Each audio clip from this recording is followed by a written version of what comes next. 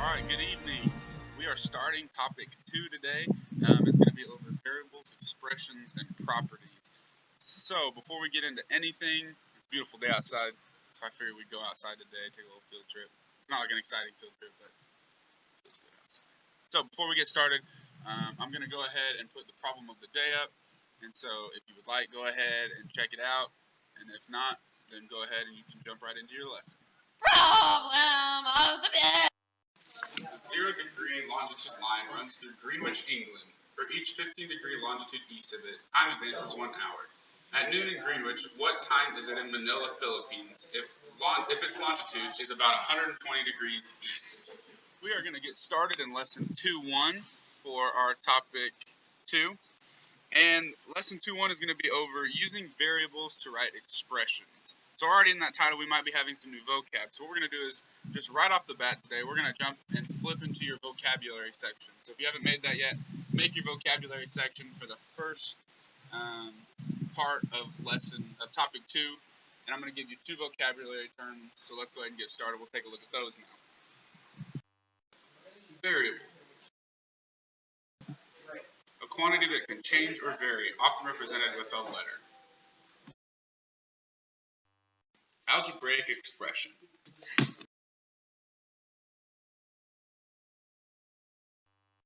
A mathematical phrase that has at least one variable and one operation.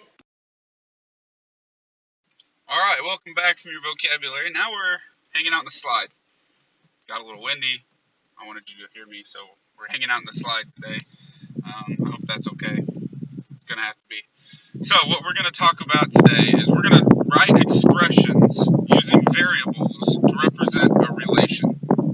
So that might sound confusing, but hopefully with that vocab it'll clear it up a little bit. It's actually really simple once we get into it. So we'll go ahead and get started. First off, how many of you are on a sports team? We'll just pretend that 12 of you raised your hand. No, 17 of you raised your hands. So 17 of you raised your hands. You're all on sports. No, we'll say 25 of you raised your hands. Good, you're all on sports teams, so you all understand what I'm talking about. All right. So since everyone's on a sports team, you know that there's teams that win and there's teams that lose. Mr. Hall was on a 3rd grade baseball team one time. We won 1 game in the season. I haven't played baseball since. So, moving on from that.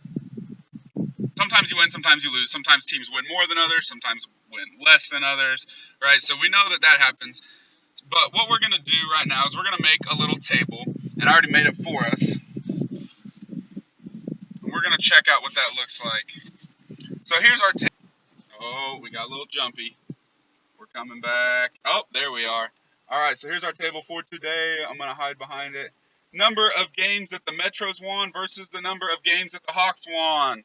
All right, so here's what we're looking at. So we are going to make a relation between these 2 teams. And here's what that's going to look like. Oh, gosh. There it is. Let's pause it for a second and go ahead and copy that table down into your notebook.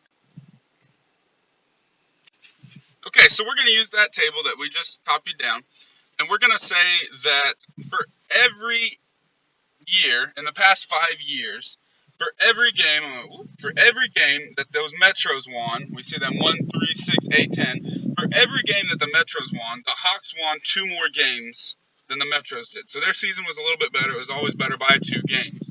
So if we go through and we fill in our table, what are you doing? We're getting close. Oh, all right. If we go in and fill in this table, that means that when the Metros won 1 game, if the Hawks won 2 more than them each season, hopefully we can all understand that 1 plus 2 is 3.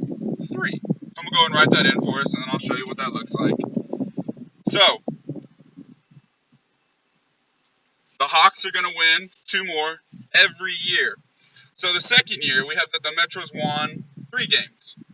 3 plus 2 is 5. Oh, good. 5. All right. Now we're going to look at the next one. Hopefully you have that written down. The next one is 6, 8, and 10. Okay, so right about this point, the video got really hard to hear because it was really windy. So what we're going to do is I'm just going to talk over it. I'll explain through what I did. We just followed that same pattern, and we did the first column plus 2. So if you look at the table there, 6 plus 2 is 8, 8 plus 2 is 10, 10 plus 2 is 12. And based off of this, we can kind of see that pattern. And all we really had to do was find what that relationship was. We knew that the Hawks were winning 2 more games than the other team, so all we had to do was make our equation x plus 2. And you'll see that here in a second. So x plus 2, whatever number was in that first column, all we have to do is add 2 to that and we'll get the next one. That's our algebraic expression. And remember, that's going to have a variable and an operation in an expression, and that's an algebraic expression. So we're going to go ahead and jump into the next part of the lesson now, and hopefully you can hear it a little bit better than all that wind. Alright, unfortunately we're running out of time for being outside. You guys are going to be coming in for advisory. I'm not done. So we're going to have to... here we go! Alright, so we went down the slide and we're going to run inside. Oh, you guys froze. I'll be back in just a second. Okay, so we decided to have some guest helpers today. We've got some 8th graders helping us out. So, Dasha, come on up. Say something to the 5th graders. Perfect. All right.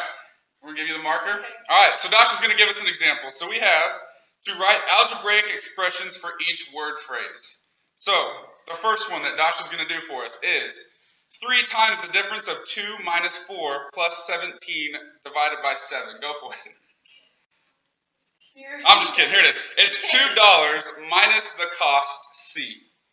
$2 minus the cost C. How many cents? Cents?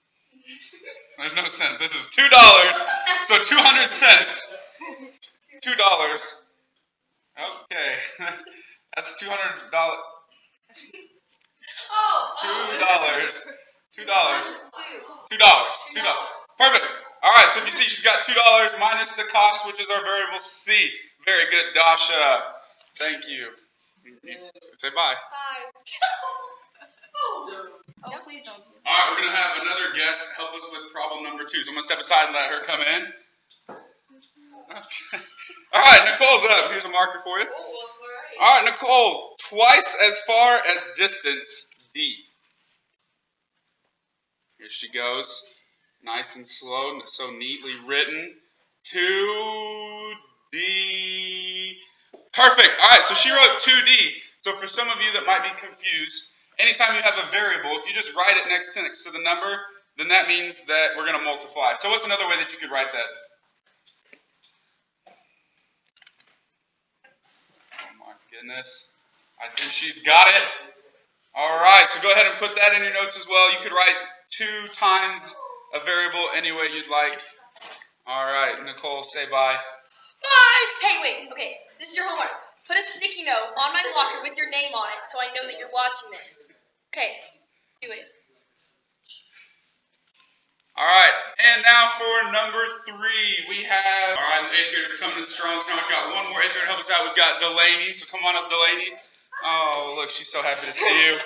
Delaney's problem is going to be 4 gallons divided by a number, and that number is N. So 4 gallons divided by number N. Okay. So we've got our known part of the expression divided by N. There's our answer. Oh, say bye, Delaney. Bye, guys. Bye, Delaney. All right. So there we go. We're going to do a couple more problems, and then we'll call it a day.